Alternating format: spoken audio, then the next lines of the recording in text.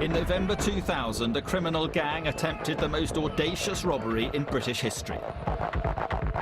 They looked like terrorists. We're watching it on CCTV. The target, the world's most perfect diamond, the De Beers Millennium Star. We didn't know exactly how they were going to do it, and we didn't know when they were going to do it. The robbers' daring plan would bring untold riches or decades behind bars. The police operation against them would be the biggest in the flying squad's history. We were actually ready for a war, quite frankly. Using never-before-seen police footage and testimony from the men who were there, this is the inside story of the heist of the Millennium and the secret operation to foil it.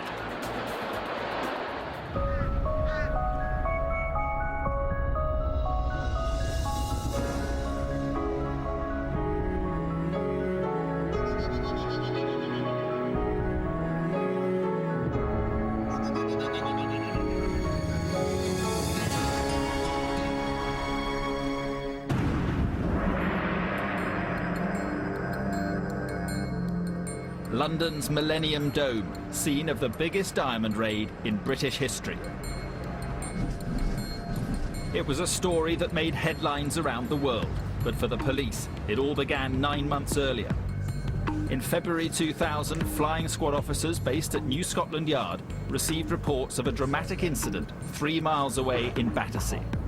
For John Shatford, the squad's acting head, it marked the start of the biggest case of his career. I could hear down the corridor from my office a lot of activity on the radio.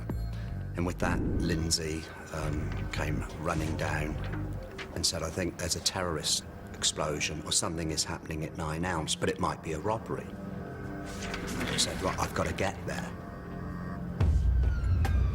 Shatford and his team raced to 9 Elms Lane, a busy main road that hugs the south bank of the Thames. When he arrived, he was faced with total devastation. It just looked like the scene of a street in Iraq or somewhere. And then picking around what had actually happened there, you could see this was something quite exceptional. It soon became clear that this was not a terrorist attack, but a failed armed raid. Come on, do it, you slag! Open the fucking door! In their attempt to steal the cash from the armoured car, the gang had built a fearsome weapon fixed to the back of a lorry. One of the vehicles the robbers were going to use was like a self-made battering ram. It was a flatbed lorry, and on the back they'd welded this big spike, and the intention was to ram it into the back of the security van, open it up and take the cash. Now! Get the door! The £10 million robbery was only prevented when a driver blocked in by the gang's lorry took their keys in anger without realising a raid was taking place. When they went to get this battering ram and get in the lorry, of course the keys are missing, and they can't do it, and they can't go through with it. With their battering ram put out of action, the frustrated gang set fire to their vehicles, then escaped on foot to the nearby Thames. They had a boat waiting on the water for them, an inflatable dinghy. They jumped on that, and they were away the other side of the water towards Chelsea, and somehow got away. The police had never witnessed such a sophisticated raid and unusual getaway before. The robbers had left them with nothing to go on. It was meticulously planned, both in their execution and also their attempts to prevent the police gathering forensic evidence, i.e. by exploding the vehicles that were used in the job. With no suspects and no forensics, the flying squad decided to focus on the gang's distinctive means of escape, the getaway across the river. This was unique in my experience. I mean, the fact that they were going to use a boat to escape in this way. So from there, really, we went back to Scotland Yard and started looking what other cash depots around the country might be near a river where this plan could be used again. For the police, the well-planned operation meant only one thing. The gang were going to strike again. From then, it was like a ticking clock. This was only a matter of time. When a gang commits an armed robbery, the flying squad can normally expect to hear about it from their network of informants. But as far as this raid was concerned, the underworld had gone quiet. No tip-offs, no inside information, no clues. And faced with such total silence, all the police could do was wait for the gang to strike again. And they didn't have to wait long. Armed and masked robbers used a van equipped with a steel spike to ram the Securicor van early today. Aylesford in Kent. This time the masked gang got even nearer to the cash. They were within seconds of grabbing the money when an unexpected vehicle appeared on the scene. And a police car that happened to be passing interrupted them. They shot at the police and they made good their escape by driving down to a very close river, the River Medway, and away on a speedboat. The robbery and the getaway bore the same hallmarks as the Nine Elms raid. And any lingering doubts that the gang were one and the same were soon dispelled. On the Nine Elms raid, one of the robbers rather humorously had written the word Gertie on the spike. Down in Kent, it could have been a carbon copy. On the back of that spike was written Gertie 2, and then just below it a sign saying, "Persistent, aren't we?" So there was no doubt in my mind whatsoever that this was the same team involved. But the robbers' overconfidence was badly misplaced. Within hours of the Kent raid, the police would get a lucky break that would unmask the identity of one gang member and eventually uncover the plot to seize the world's most precious diamonds. Within minutes of the Aylesford hold-up, police knew they were dealing with the same gang who had used a lorry-mounted spike in the Nine Elms raid. And within hours, they got the first clue to one of the robbers' identities.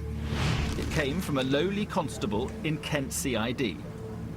He had been reviewing newspapers on the day of the Aylesford robbery, and when he was looking at the photographs, he actually thought he recognised the flatbed lorry on which the spike was. The officer had recently investigated reports of stolen vehicles being stored at an isolated small holding called Tong Farm. So he went back through his intelligence and he found that that vehicle he'd seen going into Tong Farm a month or so previously. Tong Farm was owned and run by a family called the Wenhams. 33-year-old Lee Wenham, a scrap metal dealer, was well known to the police. He was notorious down in Kent. Not particularly high caliber, but a certain nuisance down there. So when we did get on to this, it's just hopeful now that we might have a base for where the criminals are operating from. With the gang possibly linked to Tong Farm, the flying squad and Kent police launched a joint surveillance operation. For weeks, the comings and goings were closely monitored.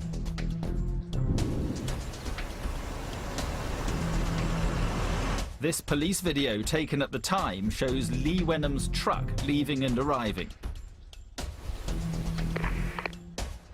Stolen vehicles, including this yellow JCB digger, were also recorded.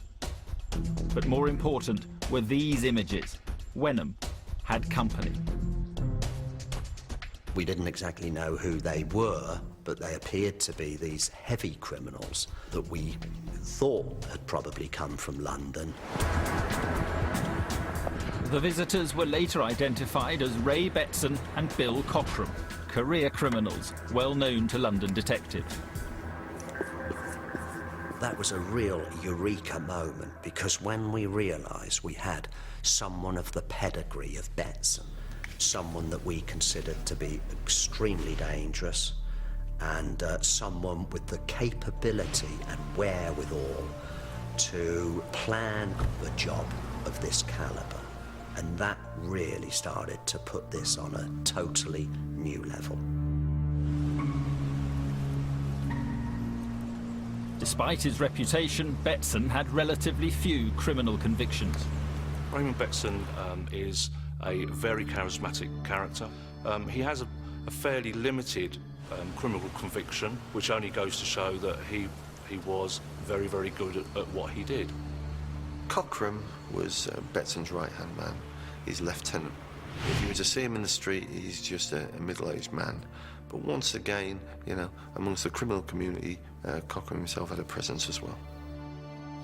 Police may have spotted Betson and Cochrane at the farm, but they had no evidence linking them to the armed robberies.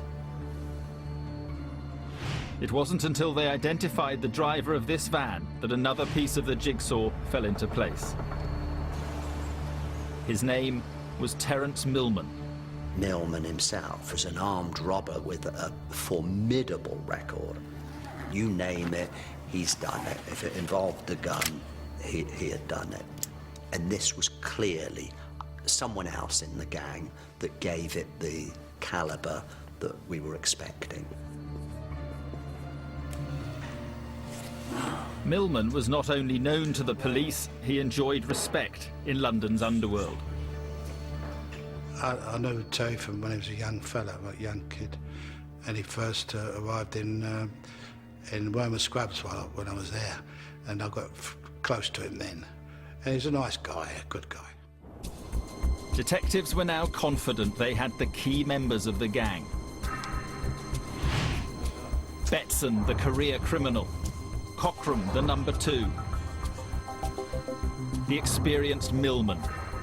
And providing them all with a base, Lee Wenham. If the police needed more proof, it came on the 25th of August, when their cameras filmed the arrival of a familiar getaway vehicle.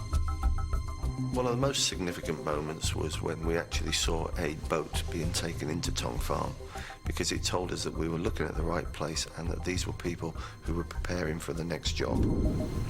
But the police had no idea where that next job would be, and for the moment could only rely on guesswork.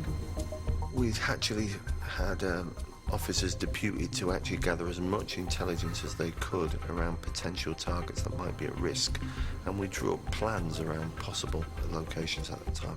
It really was that wide at that moment, and it was only by sort of networking resources that we could actually drive this forward. The flying squad and Kent police met regularly to pool intelligence.